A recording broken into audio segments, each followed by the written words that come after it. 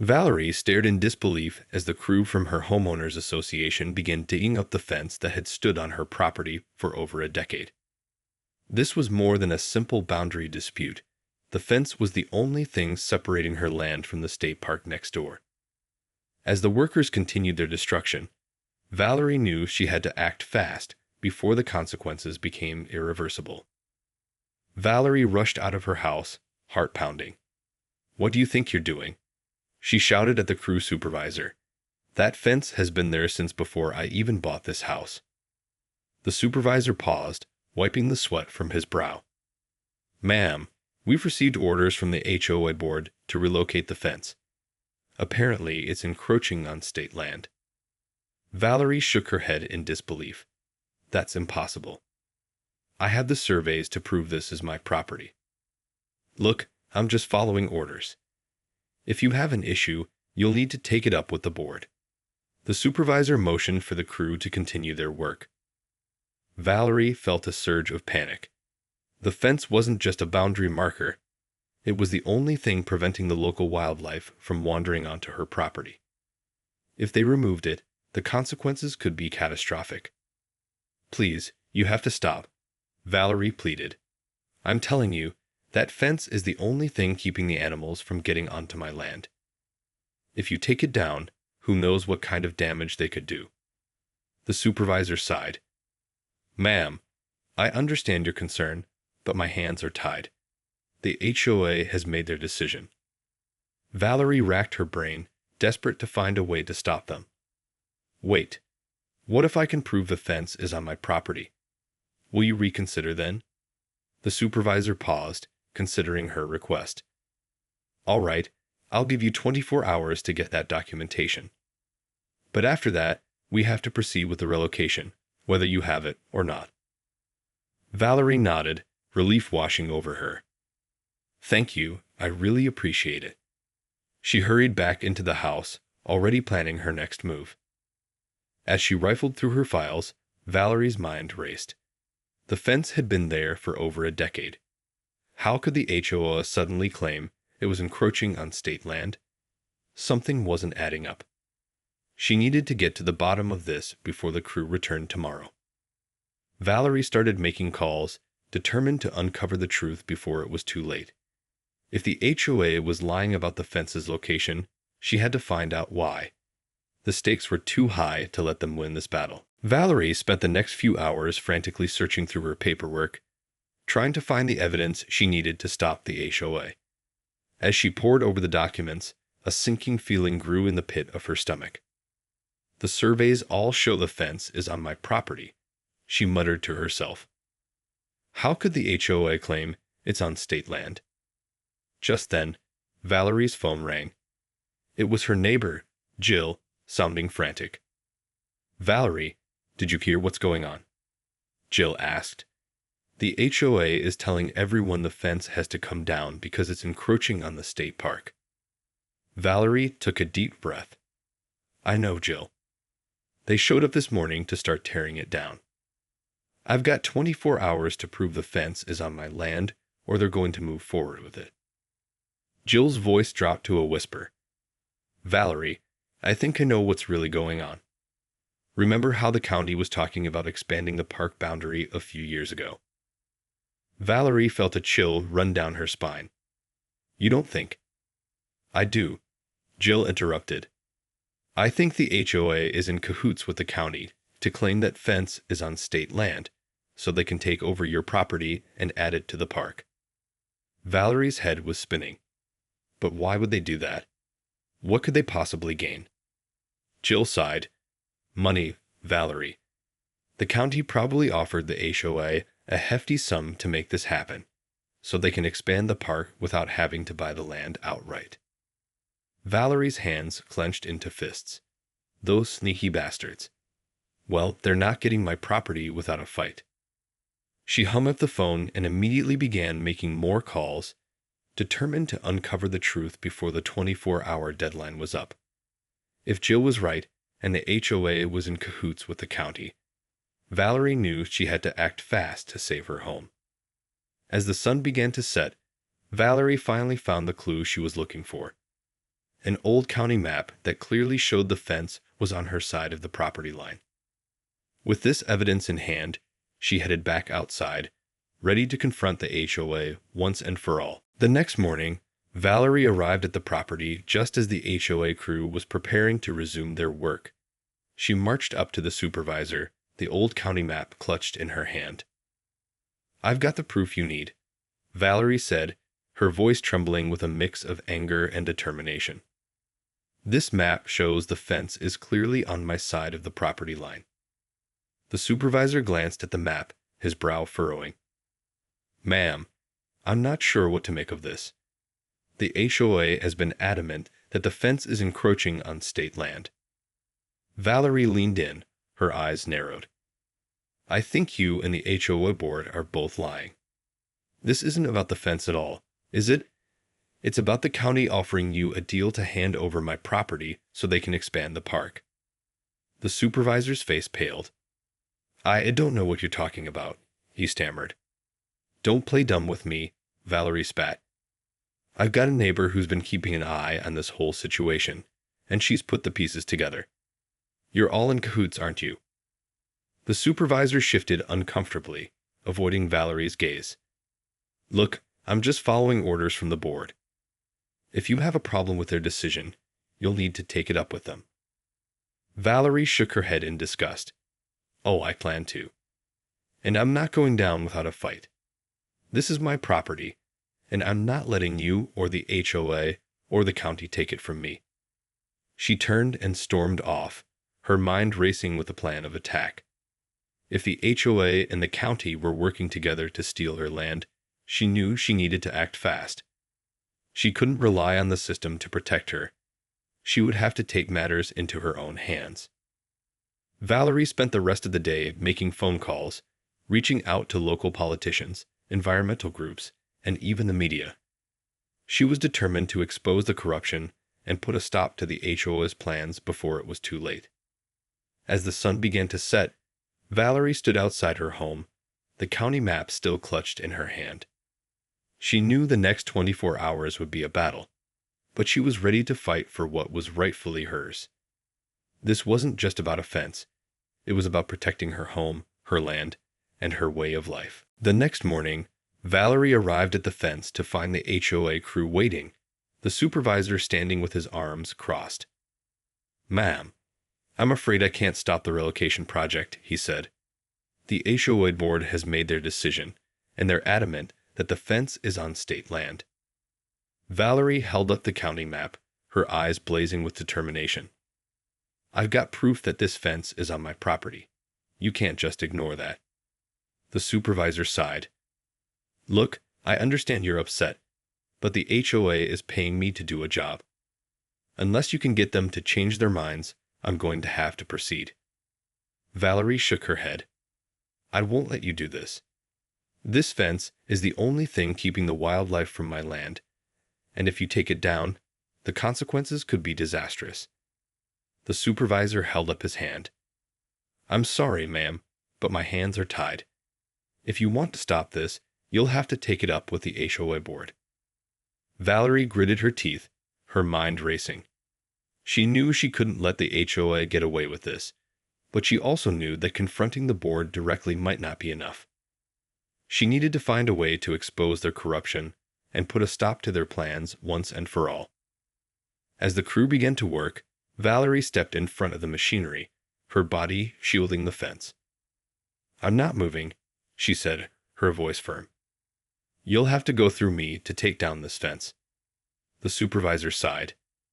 "Ma'am, I don't want to have to call the police, but if you don't move, I'll have no choice." Valerie stood her ground, her heart pounding. "Then call them. I'm not leaving until you stop this project and admit what you and the HOA board are really up to." The supervisor hesitated, clearly unsure of how to proceed. Valerie knew she was pushing her luck, but she also knew that this was her only chance to stop the HOA's plans. Suddenly, a commotion erupted from the nearby road. Valerie turned to see a crowd of her neighbors, armed with signs and chanting slogans. "Save the fence! Save the fence!" They shouted, their voices echoing across the property. Valerie felt a surge of hope as she realized her neighbors had rallied to her cause. With their support, she might just have a chance of winning this battle. As the supervisor stared at the growing crowd, Valerie could see the uncertainty in his eyes. She knew this was her moment to strike. "Well," she said, her voice dripping with defiance. "What's it going to be?" The supervisor shifted uncomfortably as the crowd of angry neighbors continued to chant and wave their signs. Valerie could see the uncertainty in his eyes, and she knew this was her chance to seize the upper hand. "Well," she said, her voice firm. "Are you really going to call the police on your own neighbors?" The supervisor hesitated, glancing nervously at the growing crowd. "Look, I understand you're all upset, but I have my orders from the HOA board. I can't just ignore them." Valerie stepped closer, her gaze unwavering. "And I have proof that this fence is on my property. Are you really going to ignore that just because the HOA says it's not?" The supervisor ran a hand through his hair, clearly torn. "Ma'am, I'm just trying to do my job here. I don't want any trouble, but I've got to follow through on the board's decision." Valerie's eyes narrowed. "So you're telling me that you're willing to go against your own neighbors, against the evidence, all because the HOA is paying you to do it?" The supervisor's face flushed with embarrassment. "It's not that simple. I've got a family to support, and this job pays the bills." Valerie shook her head in disgust. "So you're just going to sell out your own community for a paycheck? That's really what it's all about, isn't it?" The supervisor opened his mouth to respond, but before he could, a new voice chimed in. "That's enough, George." Valerie turned to see an older woman pushing her way through the crowd, her face etched with a stern expression. "Mrs. Wilkins," the supervisor stammered, "I was just—" "I know exactly what you were just doing," the woman interrupted, her gaze fixed on Valerie. "And I'm putting a stop to it." Valerie felt a surge of hope as she recognized the woman. Mrs. Wilkins was the president of the HOA, and she was known for her no-nonsense approach to dealing with community issues. "Mrs. Wilkins," Valerie began, "I've got proof that this fence is on my property. The HOA is trying to—" "I know all about it, dear," Mrs. Wilkins cut her off. "And I'm putting a stop to this nonsense right now." Valerie watched in stunned silence as Mrs. Wilkins turned to the supervisor, her voice sharp and commanding. "George, I'm giving you 10 minutes to pack up your crew and get off this property. And if I hear so much as a whisper about this fence again, you can consider yourself fired." The supervisor's eyes widened, and he quickly began barking orders to his crew. Valerie couldn't believe what was happening. Had Mrs. Wilkins just come to her rescue? As the workers scrambled to gather their equipment, Mrs. Wilkins turned to Valerie, a faint smile on her lips. "Now, my dear, let's have a little chat about this fence of yours." Valerie stared at Mrs. Wilkins, her mind racing. She couldn't believe that the very woman who had authorized the fence relocation was now stepping in to stop it. "I'm sorry, Mrs. Wilkins, but I don't understand," Valerie said, her voice laced with confusion.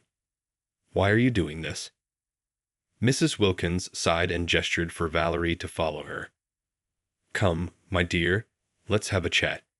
I think it's time we cleared the air." Valerie fell into step beside the older woman, her eyes darting nervously around the now empty construction site. The crew had packed up their equipment and hastily departed, leaving only the two of them and the growing crowd of furious neighbors. "You see, Valerie," Mrs. Wilkins began, "the HOA board has been under a lot of pressure lately from the county to find a way to expand the state park's boundaries." Valerie's brow furrowed. "But what does that have to do with my fence?" Mrs. Wilkins held up a hand. "Let me finish, dear. The county has been dangling a hefty financial incentive in front of the board, promising to compensate us handsomely if we could find a way to acquire more land for the park." Valerie felt her stomach drop. So the board was going to let the county take my property. Mrs. Wilkins nodded solemnly. "I'm afraid so." They thought they could simply claim your fence was encroaching on state land and force you to relocate it. That would have given the county the opportunity to annex your property and add it to the park. Valerie shook her head in disbelief. But that's despicable. How could they do that? Greed, my dear, Mrs. Wilkins replied, her voice laced with disappointment. The board members were blinded by the prospect of a hefty payday.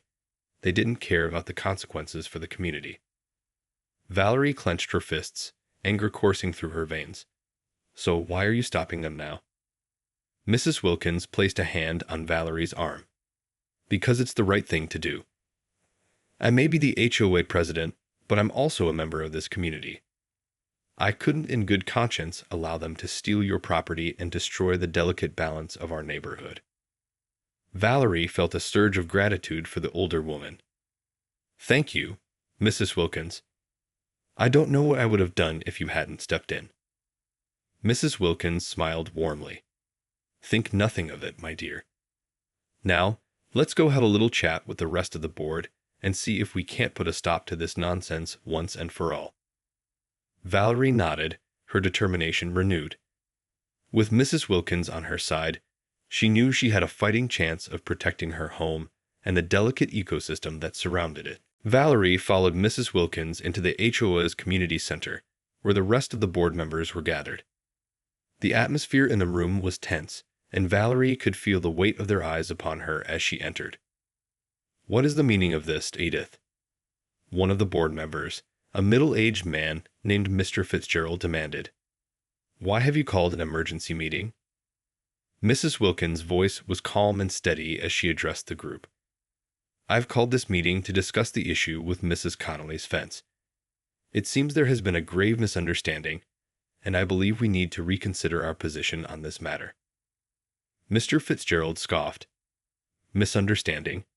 The fence is clearly encroaching on state land. We've been over this already. Valerie stepped forward, the county map still clutched in her hand. That's not true, Mr. Fitzgerald. I have evidence that the fence is fully on my property. Mr. Fitzgerald's eyes narrowed. And where did you get that map, may I ask? It's an old county survey that clearly shows the property line, Valerie replied, her voice unwavering. I've had it for years, and it proves the fence is not on state land. Mrs. Wilkins raised a hand, silencing the murmurs from the other board members. Gentlemen, I believe we should take a closer look at this evidence before making any rash decisions. Mr. Fitzgerald shook his head.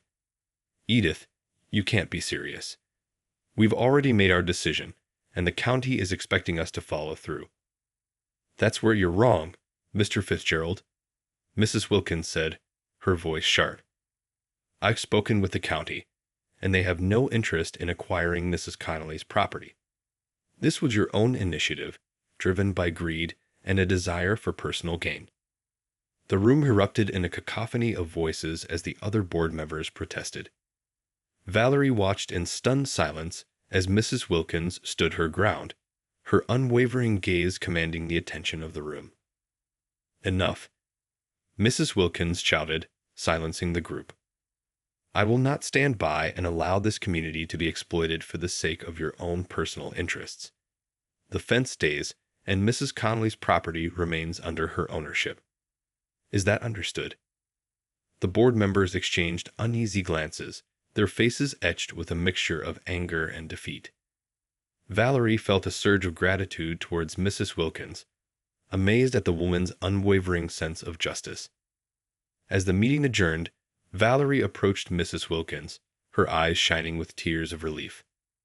Thank you, Mrs. Wilkins, she said, her voice trembling. I don't know how I can ever repay you. Mrs. Wilkins smiled and placed a comforting hand on Valerie's shoulder. My dear, the only repayment I need is to see this community thrive. And that means protecting the integrity of our land and our people. Valerie nodded, her heart swelling with a renewed sense of pride and belonging. With Mrs. Wilkins on her side, she knew she had the power to stand up to the corrupt board members and defend her home. In the days that followed, Valerie watched as the HOA board members were forced to publicly admit their corruption and resigned from their positions. Mrs. Wilkins, true to her word, had taken decisive action to expose the board's shady dealings with the county, rallying the community to her side. Valerie couldn't help but feel a sense of relief and vindication as the truth came to light. The fence that had once been the source of so much contention was now a symbol of her triumph, a physical representation of her unwavering commitment to protect her home and the delicate ecosystem it supported. As the new HOA board was elected, Valerie made sure to voice her concerns about the need to prioritize environmental preservation and community over personal gain. She knew that the battle was far from over, but with Mrs. Wilkins and her neighbors by her side, she felt confident that they could overcome any challenge that came their way. One sunny afternoon, as Valerie sat on her porch, watching the wildlife roam freely on the other side of the fence, she couldn't help but reflect on how close she had come to losing it all. The thought of the county and the corrupt HOA board members seizing her property still sent a chill down her spine, but she was grateful for the courage and determination that had helped her prevail. Valerie knew that her fight had been about more than just a simple fence. It had been a battle for the very soul of her community, and in the end, she had emerged victorious, her home and her way of life protected by the unwavering spirit of her neighbors and the steadfast leadership of Mrs. Wilkins. As the sun began to set, casting a warm glow over the landscape, Valerie felt a sense of peace wash over her. This was her home, her sanctuary, and she would fight tooth and nail to keep it that way. No matter what challenges lay ahead, she knew that she had the strength and the support to face them head-on. With a renewed sense of purpose, Valerie turned her gaze towards the horizon, ready to take on the next chapter of her fight to protect the land she loved.